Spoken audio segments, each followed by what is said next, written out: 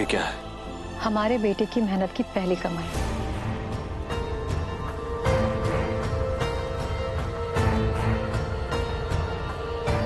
लेकिन इसे यशु ने मगन जी को वापस लौटाने के लिए कहा है, क्योंकि आप नहीं चाहते कि यशु मगन जी की मदद करे।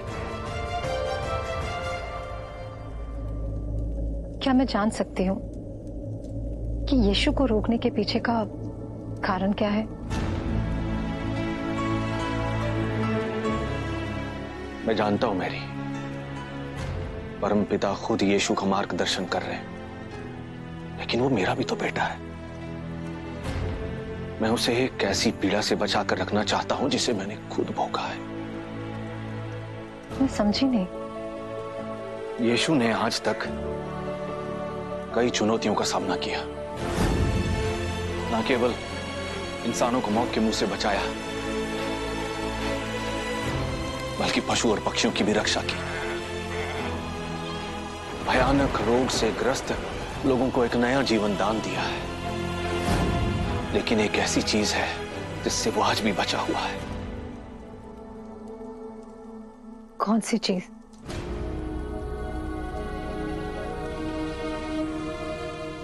बेईमानी। जब एक सच्चे मन वाले ईमानदार व्यक्ति का भरोसा टूटता है तो बहुत पीड़ा होती है। और व्यापार में अच्छे लोगों की संख्या बहुत कम है। कदम कदम पर धूर्त और चालाक और चतुर लोगों का सामना करना पड़ता है, जिसके कारण इंसानियत पर से भरोसा टूटने लगता है। और मेरा यीशु मासूम है और सच्चा है।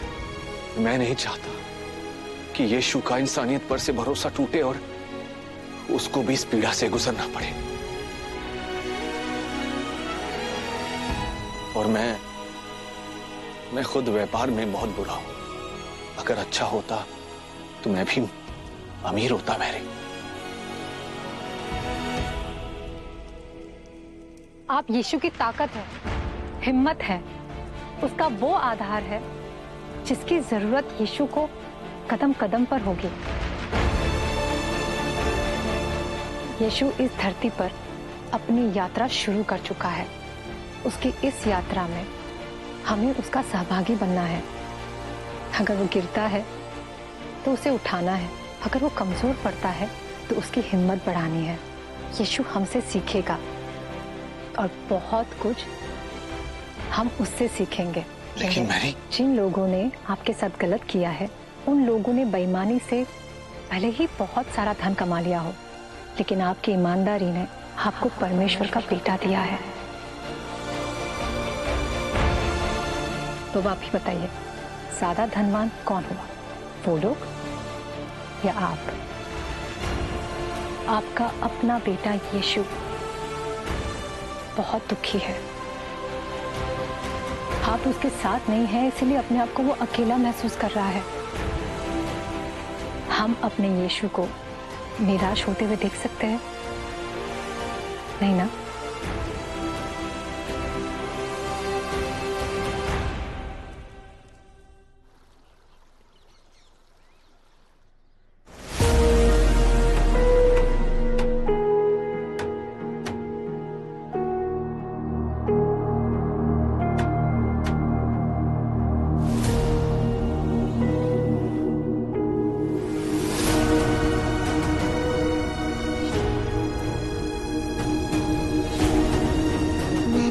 कहा था कि ये सिक्के मक्खन चाचा को वापस लौटा दे। फिर ये इतने सुबह हथौड़ी की आवाज।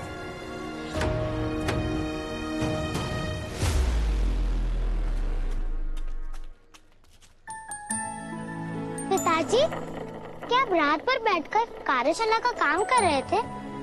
तो क्या पिताजी रात भर सोए नहीं? कैसे सोता बेटा, मुझे ये पहिए वाली गाड़ी जो बनानी थी। ये पहिए वाली गाड़ी किसके लिए ताऊजी? एक बहुत ही खास ग्राहक है जिसे आज ही इस गाड़ी की जरूरत थी। बस उसे मैं निराश नहीं करना चाहता था, तो रात भर जाग कर मैंने ये पहिए वाली गाड़ी बनाई।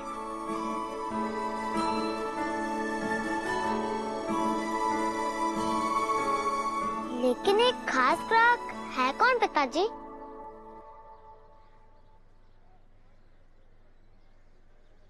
तुम बेटा, मगन जी के व्यापार के साथी तुम यीशु। तुम्हारे लिए बनाई है मैंने ये पहिए वाली गाड़ी।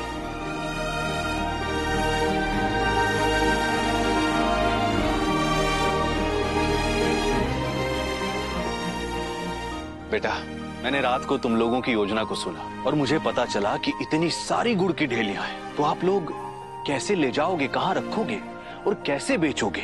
उसी के लिए रात भर जागकर मैंने बनाई है ये पहिए वाली गाड़ी।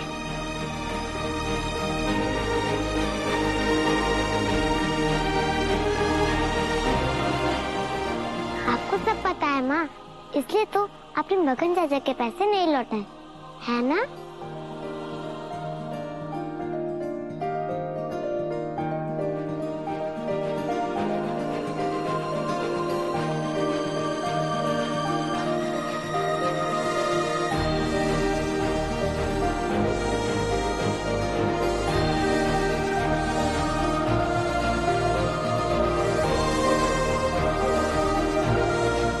यीशु, मेले में खूब मेहनत से काम करना।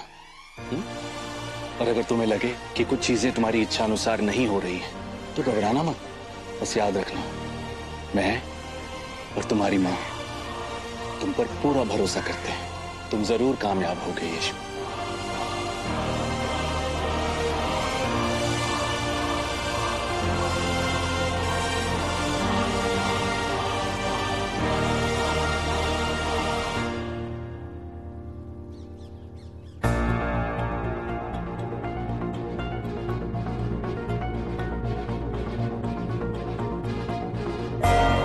ये भाई गुड़ ले लेना, बहुत मीठी है, बहुत ही मीठी गुड़ है, लीजिए ना।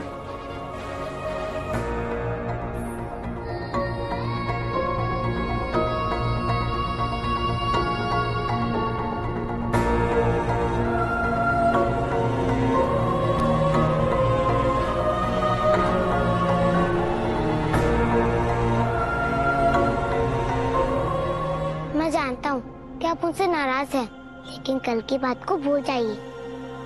अब मैं मेला खत्म होने तक आपके साथ ही आपकी मदद के लिए यहाँ रहूंगा। मेरे ऊपर तरस खाने की कोई जरूरत नहीं, मैं अपना काम खुद ही कर लूंगा। तुम जाओ अपने घर। दुनिया में ऐसे ही लोग होते हैं, झूठे वादे करते हैं और उसके बाद में कदम पीछे खींच लेते हैं अपना। मैं दोबारा तुम्हारी बातों में नहीं आने वाला, जाओ यहाँ से।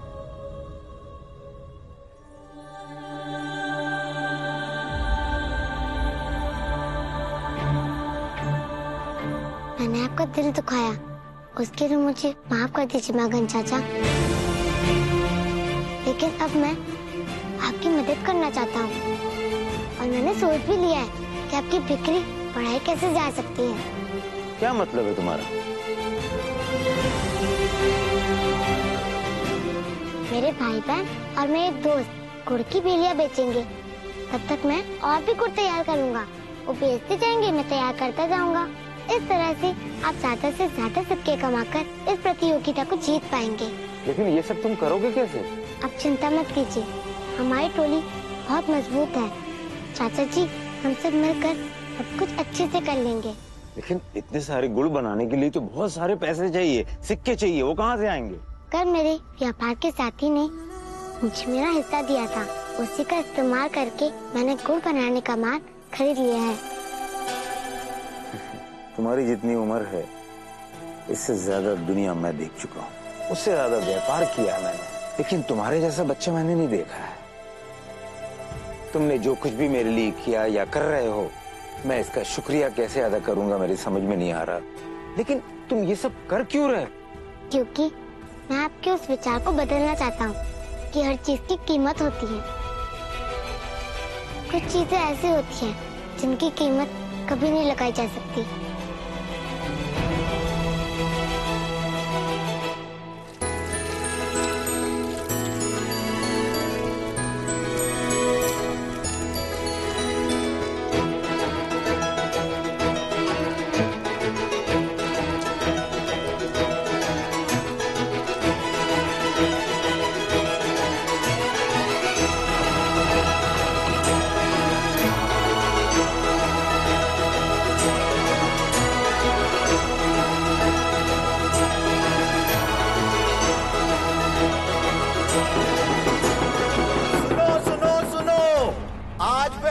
खिलाड़ियों की वार्षिक प्रतियोगिता का दूसरा दिन है। जैसा कि आप सामने देख रहे हैं, पहले पायदान पर विनीत जी का नाम है और आखिरी पायदान पर मगन जी का। पूरे दिन की बिक्री के बाद शाम को फिर से इस सूची में संशोधन किया जाएगा। जिसकी जितनी बिक्री होगी उसका नाम उतना ही ऊपर होगा।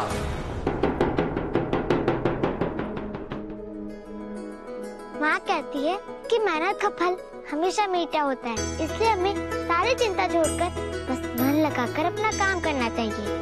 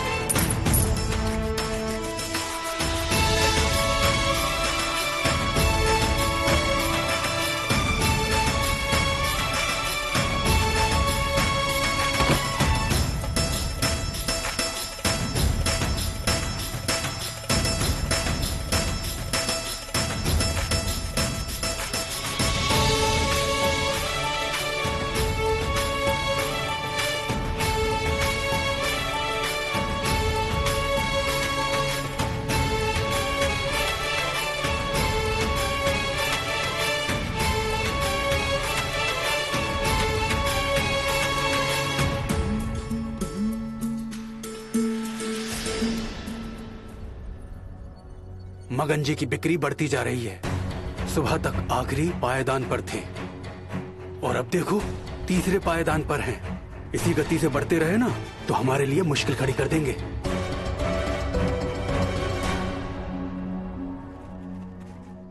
ये लीजिए आपकी आज की कमाई।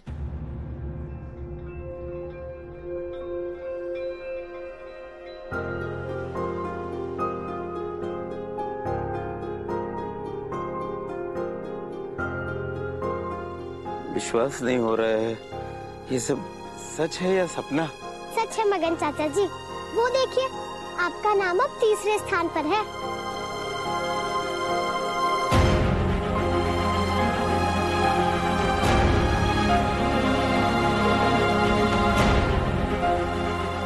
अब आप अपनी जीत से सिर्फ 2 पायदान पीछे हैं। अगर आज की तरह कल भी हम गुड़ की बिक्री कर पाए तो आपको जीतने से कोई भी नहीं रोक पाएगा। जाओ आराम करो, जाओ। जी जी चाचा जी।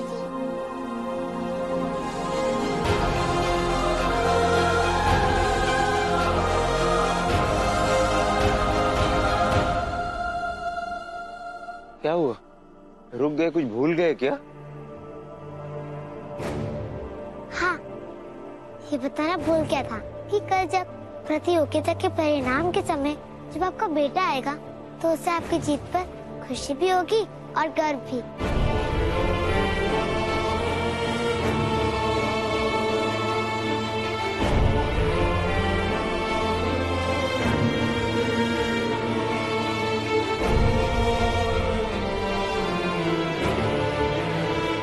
जाओ आराम करो।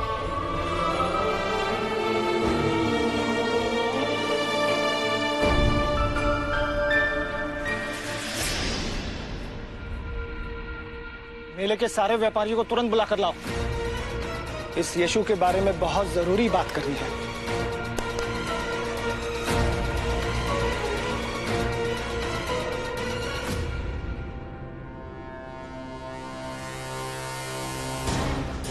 अगर कल भी उस यशु ने मगन की मदद की तो पासा पलटते देर नहीं लगेगी।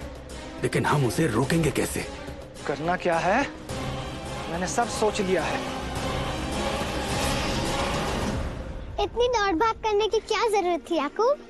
यीशु ने कहा था ना कि भेड़िया बेचने के लिए जान लगा देंगे। इसलिए तुम लोग घर जाओ, मैं याकूब को उसके घर छोड़ के आता हूँ। ठीक है यीशु। ज्यादा थकान लगी तो कल भी आराम कर लेना। चिंता करने की कोई जरूरत नहीं है, मैं सब ठीक कर दूंगा।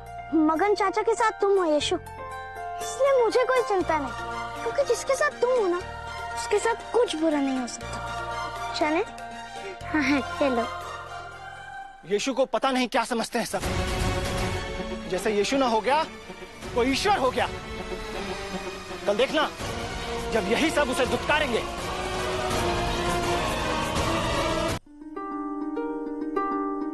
पहिए वाली गाड़ी बनाने के लिए धन्यवाद ताऊ जी, उसकी वजह से हम खूब सारी गुड़ की भेलियां बेच पाए।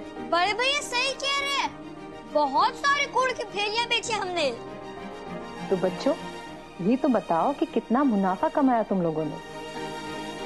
व्यापार, नफा, नुकसान, ये सब लड़कों के करने और समझने वाली बातें होती है ताई जी, अब नहीं समझेगी। अच्छा बच्चों, आज तुम सब ने व्यापारी मेले में प्रतियोगिता में बहुत ही बढ़िया प्रदर्शन किया, बहुत अच्छा। लेकिन तुमको पता है, संसार की सर्वश्रेष्ठ व्यापारी एक माँ होती है। माँ और व्यापार? बड़े भैया सही कह रहे हैं, माँ को व्यापार की समझ कैसे हो सकती है? अब इसका उदाहरण तुम लोगों के सामने ही है। ये खाना जो आप लोग खा रहे हो, ये एक माँ ने बनाया है, और इसमें भी गणित है, व्यापार है। खाने में व्यापार? हाँ बेटा, अब देखो घर में कितने लोग हैं, उनके लिए कितना खाना बनना चाहिए ताकि सबका पेट भी भर जाए और कुछ बर्बाद भी ना हो। इन सब चीजों का हिसाब एक माँ करती है। कोई त्योहार हो, घर का खर्च हो, या किसी का जन्मदिन या कोई उत्सव मनाना हो, इन सब का हिसाब रहता है ना एक माँ के पास। तो हुई ना माँ इस दुनिया की सर्वश्रेष्ठ व्यापारी।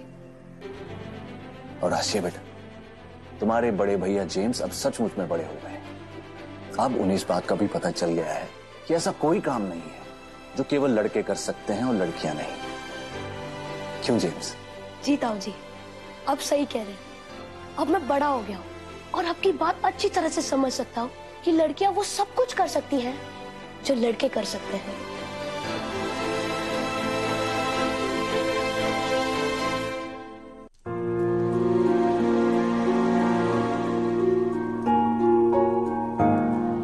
यीशु बेटा, मैं तो कितना चिंतित था कि तुम कहाँ रह गए और तुम यहाँ अकेले बैठे हो। सब कुछ ठीक तो है ना बेटा? पिताजी, मुझे समझ नहीं आ रहा कि मुझे कैसा लग रहा है। मेरे पेट में जैसे कुछ गोल गोल सा घूम रहा हो। जैसे ही मैं कल की प्रतियोगिता के बारे में सोचता हूँ, उतना ज्यादा मेरे पेट में कुछ अजीब सी हलचल होने लगती है। बेचैनी, कल की प्रतियोगिता के परिणाम की बेचैनी। देखो, कभी कभी लगता है कि कुछ चीजें हमारी इच्छा अनुसार होनी चाहिए, मगर साथ में ये डर भी बना रहता है कि पता नहीं चीजें हमारी इच्छा अनुसार होंगी भी या नहीं। तो ऐसे में इस तरह की बेचैनी होना बड़ी स्वाभाविक सी बात है। पिताजी, मैं पहले सोचा था कि कुछ होना या ना होना परमपिता परमेश्वर की मर्जी है, मगर इस बार बात मेरी नहीं, मक्खन चाचा की है। मैं चाहता हूँ कि कल की प्रतियोगिता मक्खन चाचा जीते, लेकिन अगर कल की प्रतियोगिता मक्खन चाचा नहीं जीत पाए तो क्या होगा? यीशु, ये समय ईश्वर पर सबसे ज्यादा विश्वास करने का है ना फिर? आप बिल्कुल सही कह रहे हैं पिताजी। मैं अपनी तरफ से पूरी कोशिश करूंगा। परमपिता परमेश्वर वही करेंगे जो सबके लिए अच्छा होगा। हाँ बेटा, चले, तुम्हारी माँ खाने के लिए तुम्हारा इंतजार कर रही है। आ जाओ। अरे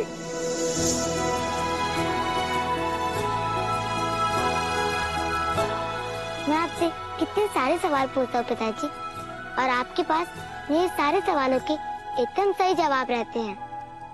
मेरे पिताजी इस पूरे संसार में सबसे अच्छे पिता हैं। आप यीशु की ताकत है, हिम्मत है, उसका वो आधार है जिसकी जरूरत यीशु को कदम कदम पर होगी। अगर वो गिरता है तो उसे उठाना है, अगर वो कमजोर पड़ता है तो उसकी हिम्मत बढ़ानी है। यीशु हमसे सीखेगा और बहुत कुछ हम उससे सीखेंगे। बेटा, कल तुम्हारे लिए बहुत बड़ा दिन है। अभी चलकर जल्दी से खाना खाकर जल्दी से सो जाओ। कल शाम को मैं और तुम्हारी माँ मेले में आएंगे। हमारे यीशु को जीतते हुए देखना है।